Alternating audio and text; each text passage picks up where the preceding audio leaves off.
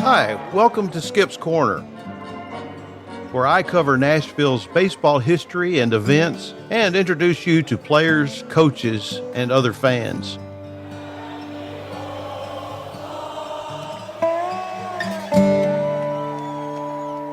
Well, today I'm going to reach back into the annals of former audio video recordings, and this one is with Jerry Bell. Jerry is a good friend. We are a member together of the Nashville Old Timers Baseball Association, and you'll hear a little bit about that. Jerry and I have known each other for some time through Old Timers Baseball. And you're also going to hear a few things about him coaching at a high school that was new, and the school is still there, but he's not coaching any longer, not there.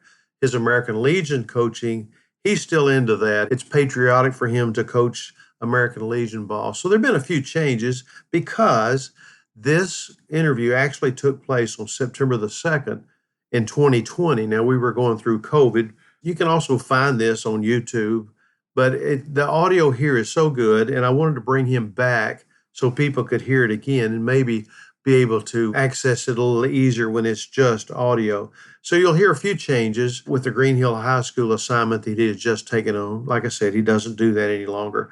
But you'll enjoy hearing Jerry and talking about his minor league career, his career actually in high school, his dad, Blackie Bell, and also about pitching for the Milwaukee Brewers, how he was drafted by the Seattle Pilots, and Bill Clark, who I think is still living. So this goes back to September the 2nd in 2020, and I hope you enjoy hearing my conversation with a good friend, Jerry Bell.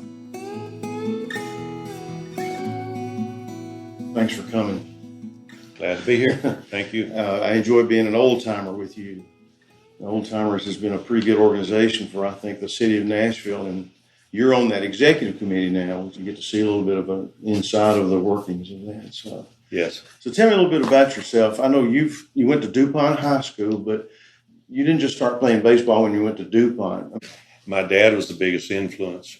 At that time, Skip, there wasn't a Little League franchise in Old Hickory, but there was a youth franchise called Knothole Baseball that you had to be 9 years old. There wasn't T-ball at 4 or 5 years old. Like there is now. But so I started playing organized baseball when I was 9 in the Knothole Baseball League, which my dad was coaching for a couple of years. He coached me or a team in that Knothole League until I was 11, I think. I think he coached for 3 years. And then you went on after 12, you went into Senior Babe Ruth, which Madison, Tennessee had the Babe Ruth franchise locally there, closest to Old Hickory. It was in their district. So from 13 to 15, I played Senior Babe Ruth, and then my last 2 years of high school, actually my last year of high school, and then the summer after I graduated, I played American Legion baseball with Post 82 out of Nashville. But my father was the biggest influence. He's in the Old Timers Baseball Hall of Fame and was a good semi-pro pitcher, in this area. So he always had an influence on me from a pitching standpoint. And where was he from? He was from Liberty, Tennessee, up close to Sparta area. Mm-hmm. And my mom was born in Southern Kentucky. And she moved down here, I guess, when she was probably maybe 16, 17 years old. And my dad left Liberty and came to Old Hickory to work at DuPont plant. Oh, yeah. So that's how they met. And then you have one brother, I know. How many sisters? Got 3 sisters. Got 2 older sisters. I'm the middle of 5, and then I have a younger brother and younger sister. And Daryl was your brother. He's a pretty good baseball player too. Yes, he was a 3-sport athlete at DuPont. He played football, basketball, and baseball, and then played 2 years of baseball at Columbia State Junior College. Then went to work for the railroad for 20 some odd years, but. Very good athlete. I'm sure. I mean, I know that he was a better all-around athlete than I was, but I just probably concentrated more on the baseball side of things. Who was your coach at DuPont? Oh, it was. We had several. It seemed like I had a different coach every year, and mainly they didn't have anybody specifically hired as a baseball coach, except one year I think Bill Belcher came in, but.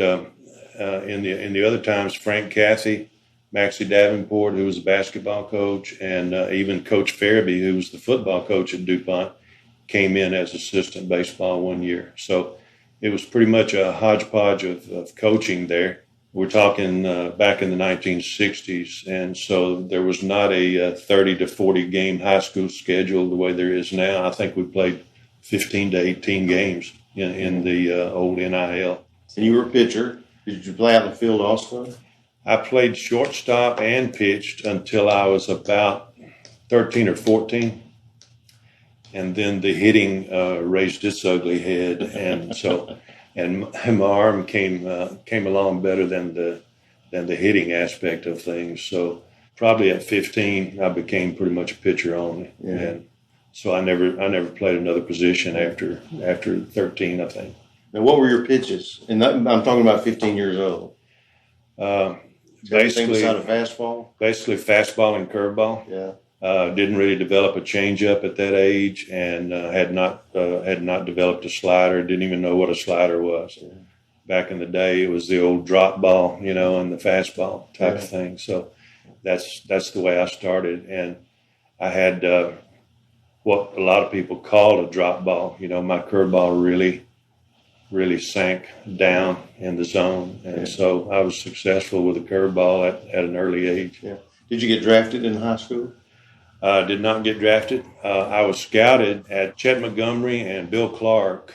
Bill Clark was the scout who signed me, but both of them were with Cincinnati Reds. And every year they would do, for about probably 4 or 5 years in a row, from my 15-year age up until 19, they did a scouting camp at Springfield, Tennessee. And my dad took me up there a couple of years. I think I went 2 years in a row, 15 and 16. And at that time, they had a thing called follow card. So they would fill out a follow card with all your information, and then they would find out what your school schedule is and stuff like that. But Bill Clark was the guy who ended up putting me in the draft in '69, and he had gone over to the Seattle Pilots at that point. Which was a new franchise. It was an expansion franchise. Expansion franchise. They only lasted a couple of years in Seattle, went bankrupt. And Milwaukee, the Braves had moved out of Milwaukee into Atlanta.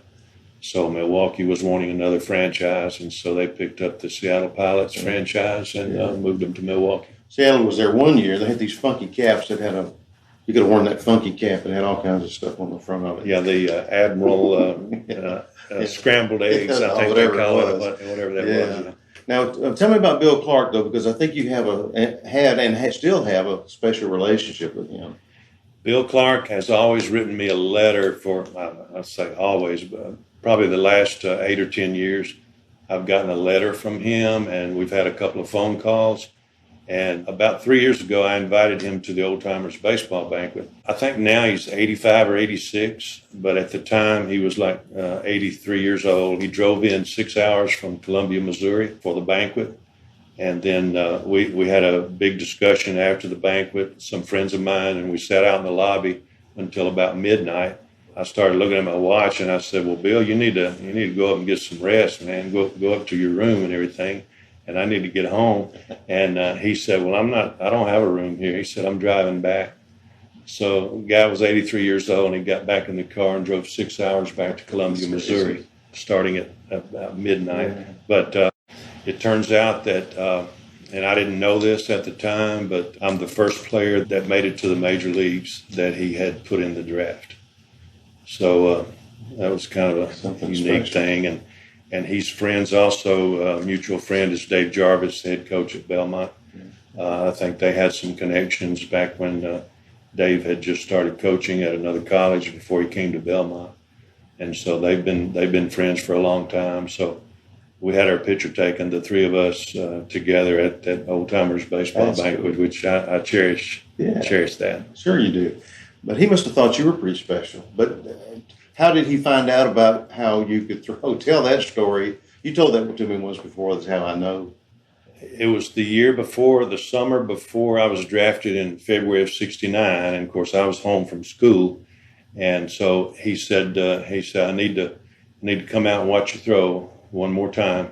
There's a little metro park called Madison Park over across the bridge from Old Hickory. And so I got my high school catcher, Jimmy Hogarth, to come and catch me that night.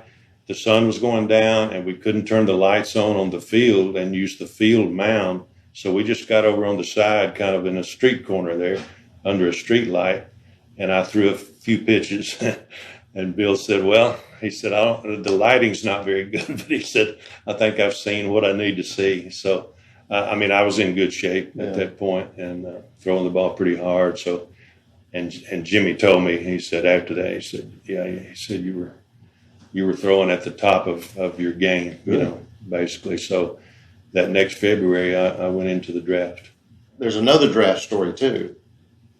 You got drafted into the military. I did. Correct? I did. At the end of my third year of college at Southwestern in Memphis, I had my GPA had gone down, and I'd gotten into the 1A category in the draft.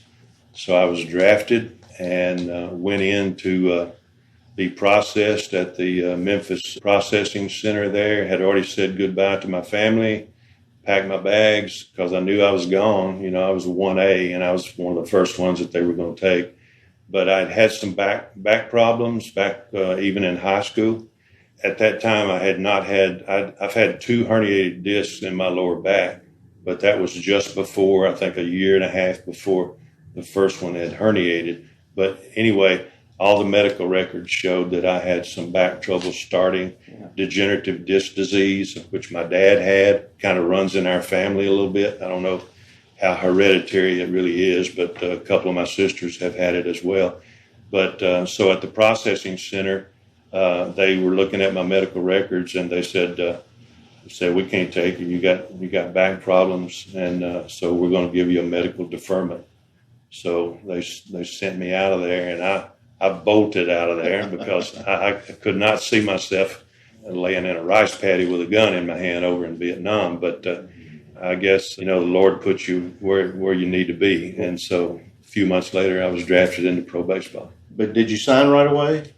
I signed right away. I was drafted February 1st in the second round of the winter free agent draft. Bill had called me and to tell me that I had been drafted by the Seattle Pilots. And so he came into town. So we went over the contract.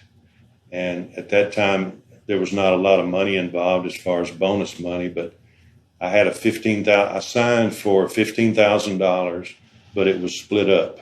In other words, they gave me $5,000 to sign, and I was to get $5,000 more dollars if I made it to AA, and then another $5,000 if I made it to AAA. And so over the course of the next 2 or 3 years, and I was fortunate that the Milwaukee franchise did not have a AA club at that time. So I skipped basically from Class A to AAA. So my next bonus was $10,000 because I had skipped that other section. Pretty good money. So back in those days. It was very good money. Mm-hmm. Yeah, absolutely. Now, where'd you play minor league ball? Well, I started out in my first year in short rookie season in '69 at Newark, New York, in the New York Penn League. Jamestown, Albany, Geneva, a lot of the teams in Western New York. There, it was a short rookie season. It only lasted, I think, from around the middle of June until the end of July. So it was a 6 or 7 week season. And then the next year, I went to full A at Clinton, Iowa, in the Midwest League. Quad Cities, Burlington, Appleton, Wisconsin, those type of teams. Then my third year, started out in Raleigh-Durham. I was optioned to. There was a club in Raleigh-Durham that was in the Carolina League, which was full Class A, and it was partly a franchise of Cincinnati Reds and partly Milwaukee Brewers. So it was a combination of the two organizations. And so I was only there like 7 or 8 weeks. I went 8-1, really had a great start there. And of course, as I said, Milwaukee didn't have a AA club. So they promoted me directly to Evansville, AAA in the American Association. Went up to the big leagues at the end of 71. So 71 was a big year for me. Did you have a favorite city in the minors? Oh, wow. I guess there's got to be one. You're grinning. I guess Evansville, because it was closest to home. I guess so, And sure. I remember Farrell Owens and Larry Schmidt. They came up to watch me pitch in Evansville. Plus, my family came up because it's only 2.5 hours up there or something like that. I think my sister came one time, and her husband. And so I would say, and Evansville was a really nice little town. Yeah. I love that stadium. I was just there this past summer, actually. We were going to Milwaukee for a alumni day. So we went through Evansville and stopped there and got out on the mound again. They were changing some of the sound system in the stadium there, but Bosse Field is a historic old stadium. Sure. Step back in time now. Isn't Absolutely, it? yes. Yeah. All right, now let's go to your Milwaukee Brewers career. Now, tell me. Do we have to? No, don't have to. But let's see. On September the 6th, which is just 4 days from now, 1971, that's 49 years ago, you made your debut. You faced the Kansas City Royals. You gave up 1 hit, walked 2, gave up an earned run, and 1 1/3 inning. Do you remember that? Is that very vivid to you? It is very vivid as far as being in the stadium and getting that call and warming up in the bullpen and everything. But once I don't have a lot of memories of actually being on the mound in the game. Yeah. And I know that's probably sounds weird to some people, but I'm not even positive who the first batter I faced was. I'm thinking it was Amos Otis or Cookie Rojas or something, but and you may have that. I don't think I have that. I can find that for you. And probably the game summary on retro sheet. Yeah. I could go back and do some It's research there. on that. It's But I remember just being very excited about it. I'm sure that I would have had a more vivid memory of actually in-game performance if it had been Fenway or Yankee Stadium or something like that. Kansas City was a nice place to play. They had the artificial surface and everything. So I was very excited about it. Was this Municipal Stadium? I don't remember. Was this the Royal Stadium? It was Royal Stadium. Because one time I asked Bobby Richardson what was the best infield you ever played on, and he said Kansas City, not New York. He said New York it was a terrible field, had rocks, pebbles in it. Really? He said Kansas City Municipal, they kept it so nice. Well, tell me too. Once before you told me about there was some kind of a transition from Evansville to Milwaukee that involved Dale Crandall. Yes. They fired Dave Bristol. Milwaukee Brewers fired Dave Bristol at toward the end of that season. And so for the month of September, when they do all the call-ups, they can increase the roster to 40 from 25. We got a call after one of our Evansville games that night. Dale Crandall called myself and Darryl Porter into the office. And he said, well, I got some bad news and good news. And he said, the bad news is we've got to pack up and move. And he said, the good news is, he said, they bought all our contracts. You two guys and myself. That's correct. I'm going to be the manager, and you two guys are going to the big leagues. So immediately I called my dad. Good memory. Oh, I bet it is. Sure it is. Was there a player that you enjoyed batting against, or that you had better luck against, that you could never hit you, or one that was kind of the opposite, that always had you? Yeah, the opposite. The toughest batter that I faced as far as trying to get him out was Rod Carew. No question about it. He could hit any pitch, and I remember in our pitcher-catcher manager meetings before the games, they were going through the Minnesota lineup, and they just kind of skipped over Rod Carew. And I was pitching that night, and I said, wait a minute, what do we need to? How do we need to pitch Rod Carew? And I never will forget. Dale Crandall said, if you throw it low and behind him, you're probably going to have better luck. He could just hit anything. And I guess according to the stats on, batters that I faced and everything, I guess I probably had more success against Buddy Bell. I don't think he got a hit in 10 or 12 at bats or something like that. Short sample size, Yeah. but You mentioned the Twins. How about Harmon Killebrew? Harmon Killebrew. Well, that's another story. But first time I went into the Minnesota Stadium there, of course the bus gets there a little bit early, so we're just kind of milling around before we get on the field for batting practice and this kind of thing. So I went through one of the tunnels just to look at the stadium atmosphere and all that. And there was an usher there. And I looked out in the outfield, and there was a lot of seats that were painted a different color. I think all their seats were blue, except there was some either red or bright orange seat backs way out in the outfield there. And I asked the usher, I said, why are those seats painted a different color? And he said, that's where Mr. Killebrew has hit some of his home runs. I said, okay, thank you. That's all I need to know. But Killebrew didn't hit a home run against me. I didn't face him that many times. There's a story that is a true story. I thought I had him struck out, one at bat. It was 3-2 count. I threw a slider that was down and away. It was on the plate. As far as I'm concerned, it caught the plate. But the umpire called it a ball, and he walked. And so I showed a little bit of disgust, not necessarily with the umpire's call, but that maybe I just missed a little bit.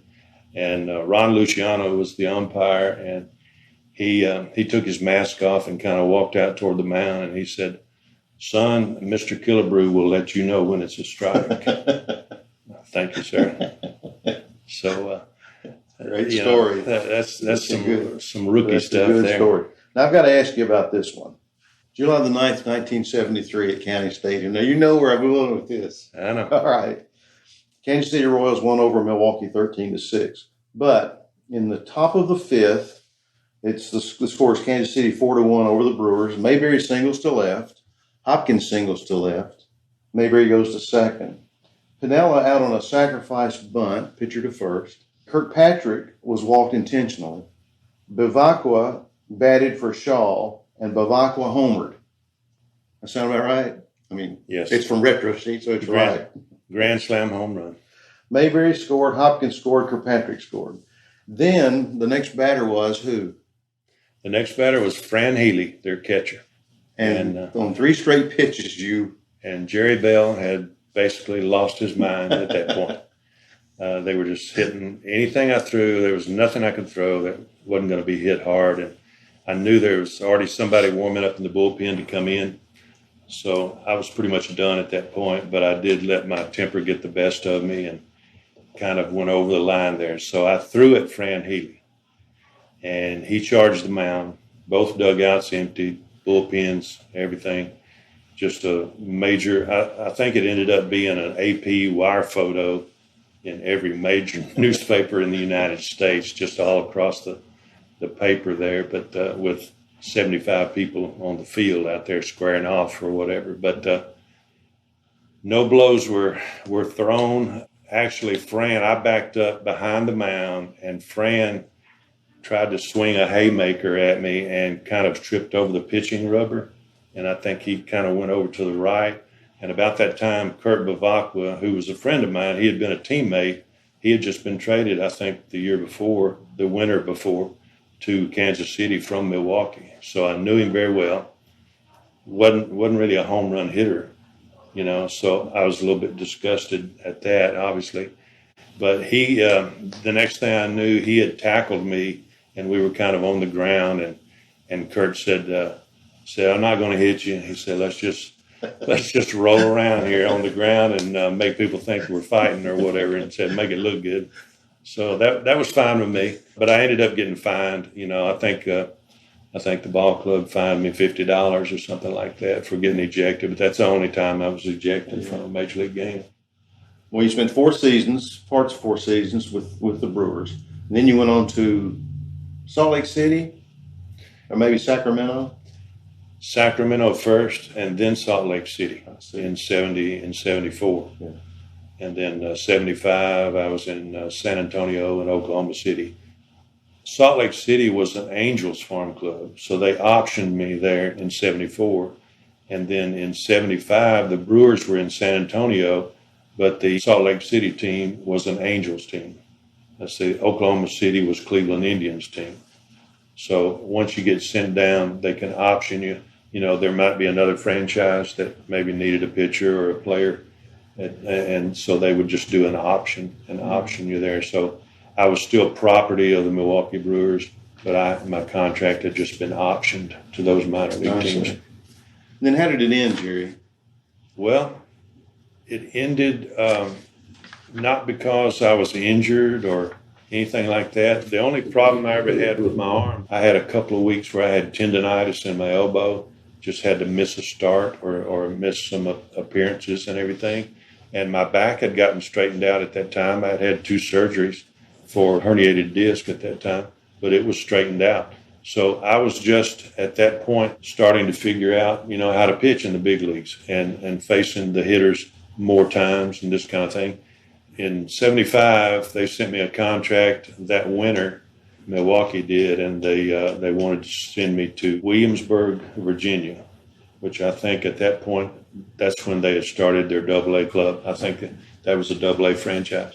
I had 3 kids at the time. My kids were little. The oldest was ready to start school, and we had just bought a house here in Mount Juliet, actually. And my wife said, well, I think looking back, in 74, we moved 6 times in 7 months with 3 little kids. Wow. And so it was just, but I felt like you still got the stuff going, the adrenaline pumping, and you're starting to figure some things out. So I was ready to go ahead and continue my career.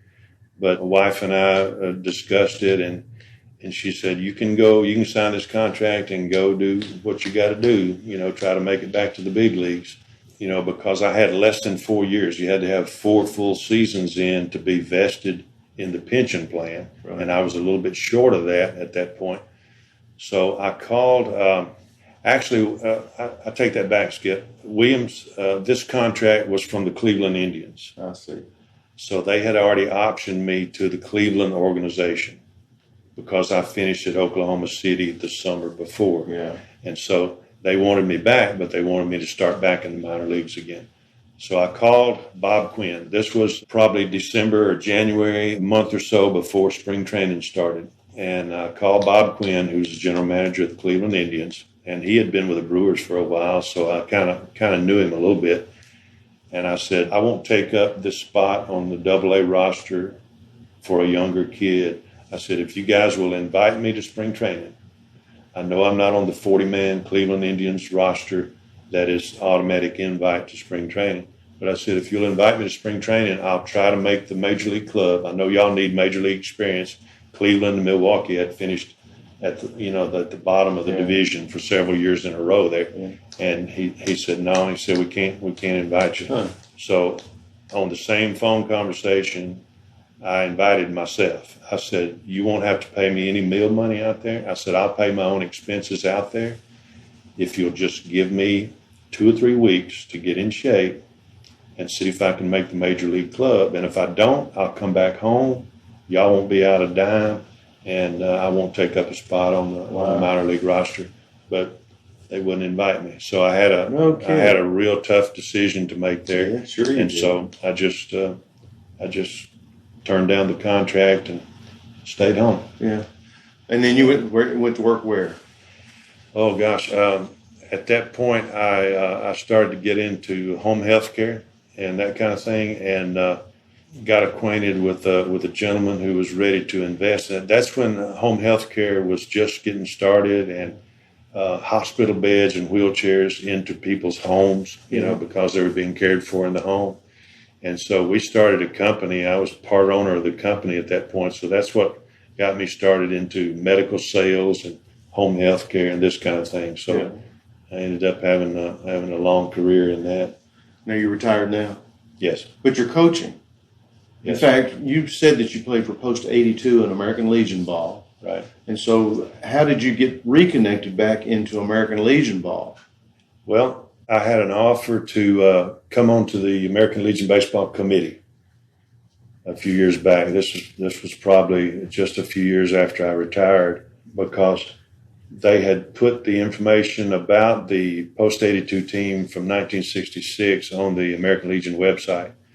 And so I'd gotten a call from somebody at the National Committee for American Legion Baseball wanting me to get involved. They wanted more ex-pro players to be involved with American Legion Baseball. So I got involved with Post 82 again. At the time, Post 82 had been out of American Legion baseball for several years. And so they didn't really want to get back into baseball. And so I got in touch with Donaldson Post 88, the people there. I joined their Sons of the American Legion organization, which is part of the Legion for non-veterans whose father was a veteran, this kind of thing. My father fought in World War II. But so that's how I kind of got involved again. And travel ball has really hurt American Legion baseball.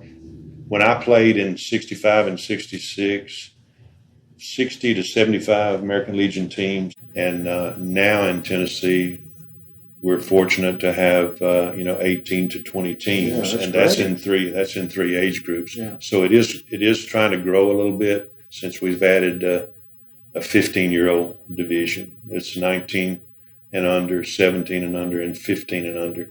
So I'm still on the committee there, and I still coach it because I'm a patriot, and I just believe in the community service that these kids are offered by the local American Legion Post. They can do some community service projects and sell Christmas trees, under the Legion name and this kind of thing. So it's a real good, feel good, patriotic type thing, and that's the reason I've stayed involved. Well, speaking of community service, you're so involved with Old Timers, always been supportive of that, and that's an organization that raises money, gives it away in scholarships. You've always been a part of that.